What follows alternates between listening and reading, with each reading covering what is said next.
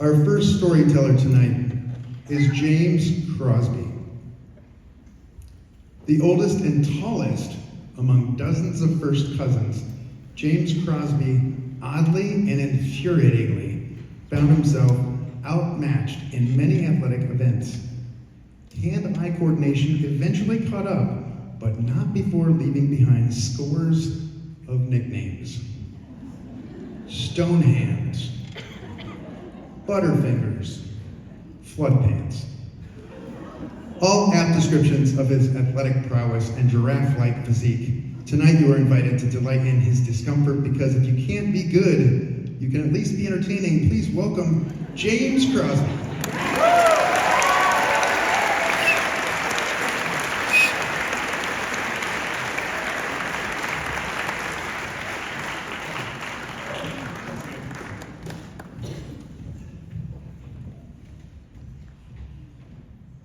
Someday, you're gonna be cool.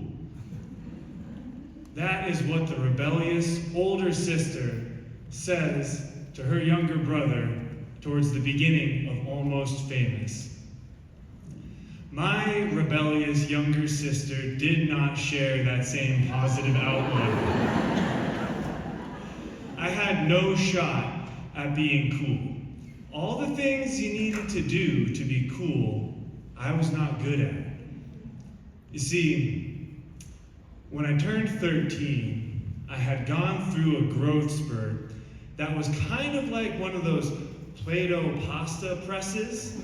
My limbs just shot out of my body. And I was a total liability on the sports field.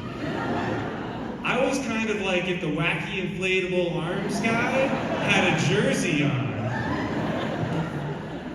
Nice defense, James. I'm on your team. So, I had yet to find my thing. I had yet to find the thing that would make me cool. But if I was signing your yearbook headed into the summer, that summer that I turned 13, I knew that my time was coming, because I was looking forward to sailing camp. Sailing camp. Last summer, this was when I was 12, I had gone for the first time. It was the Chesapeake Bay, and you couldn't have been further from the ocean. It was great, because I had just started watching Shark Week, so sailing was not a great choice, but we overcame that because, my goodness, I got it. Port side. Port, P-O-R-T. That's left, L-E-F-T. Nice. Starboard. I like starbursts. So I open them with my right hand. Starboard, starburst, right. Yes, I got it. I could tie some knots. Like, all right, that's pretty good. And when we finally got into the boats, I kind of understood how the wind worked. And boy, that feeling when you got going downwind and you tacked, so the wind caught the other side of the sail, and the boom swung over your head and caught the wind, and you felt the power of the boat surge forward, the sun on your face, the wind, the sound of the water on the hull of the boat. I was in it, and there was nobody else I could disappoint.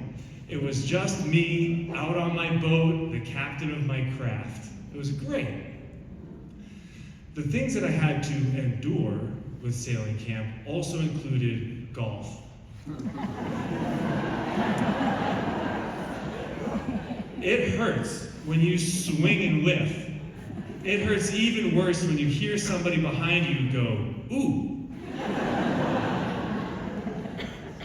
And then there was tennis. Tennis, I was the only camper to ever lose an entire game on the serve. I was serving up nothing but disappointment. I was so bad that after I lost this entire game, I went to practice my serve against the fence, and I just hit the ball straight over the fence, across the road, into the pool. Nobody wanted me on my team. Nobody wanted me on their team. I didn't want to be on my team, let's be honest. So finally it came time to sail, and I was so excited. I was so excited. Except as a camper, I was there towards the end of the summer. So a lot of the other campers, they were there the whole summer. And this summer that I returned, I noticed that the people I had been sailing with last summer had moved on to bigger boats. Suddenly the people around me were a lot smaller. And when I went to set up my boat that year, I noticed that the mast was kind of short. In fact, the whole gear was unusually easy to carry over, and when I finally set up my boat and shoved offshore out into the great wide open of the Chesapeake Bay, once again, this is far from the ocean, you could probably stand the whole time, but there I was, out on my boat.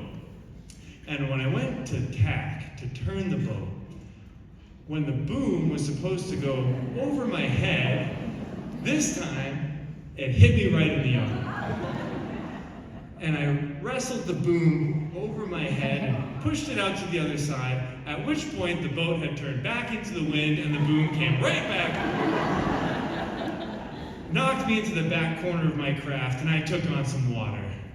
Yikes. All right, so I'm bailing it out, and the boom's coming around, and I try to push it around, and I fall back, and I take on some more water, and before I know it, I hear the thing that still chills me to my soul. It's the recovery boat coming out to say, "Hey, are you okay?" If you have to say, "Are you okay?" I am not okay. And as they dragged me back to shore, waist deep in water, because I couldn't fit on the recovery boat while they held the sail, the look from my peers was mortifying. I did fail upwards, though. I became somebody else's problem. I was too big to sail, so they put me in the bigger boats. That didn't make me a better sailor. Now I just had two other people in the boat with me. Luckily, they were also bad at sailing, so I wasn't really letting them down. We were all figuring it out. Well, at the end of the week, it came time for the Gibson Island Regatta, and we had accomplished nothing. In fact, our boat was so bad that by the time we thankfully crossed the finish line, the other boats were already de-rigging up on the beach. But there were only 3 boats in the race that day, so we got a medal.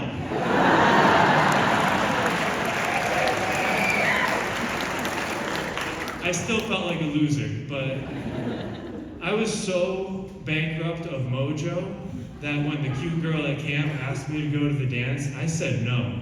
Because once again, the wacky wavy inflatable arms guy was not on the dance floor, I promise. So I vowed at that time I would never sail again. Until, years later, I had become a lifeguard. Now, I became a lifeguard because I thought lifeguards were cool. And in a pool, I didn't really have to swim because I could stand just about everywhere.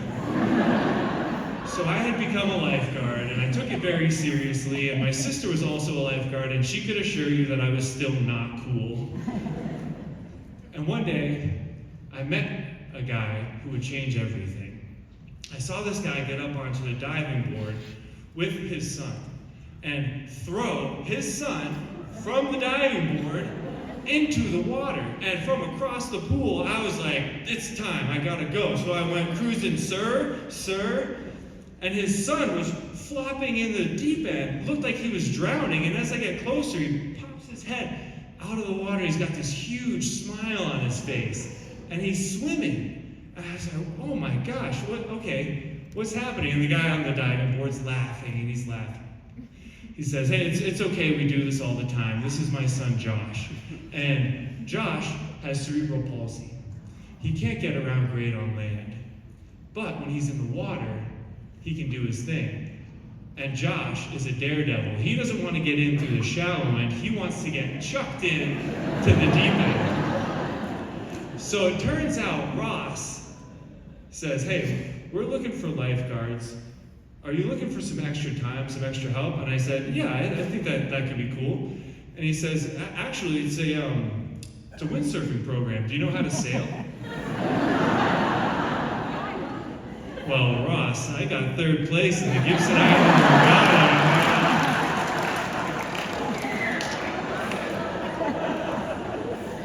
So I show up for my first day on the job. meet the other instructors. They're all really cool. We're all getting along. And this camp is for kids with disabilities. And the whole thing is to get them out on the water, to get them to move in ways that they can't on land. And my job as a windsurf instructor is to use this adaptive windsurfer. It's two long, skinny windsurfers with a sheet of 4 foot by 8 foot plywood in between. It has 2 sails. The front sail is for the instructor to work the sail, catch the wind, and move us around. The back sail, a much smaller one, is for our athletes. Kids in wheelchairs, kids that can't move around. Sometimes the only thing they can move is one finger, and my job is to get that one finger on the boom so that they can feel the wind catch the sail. They can feel the boat surge across the water. They can hear the water on the hull. And if the wind moves the wrong direction, I'm there to block the boom. That was something I was super qualified at.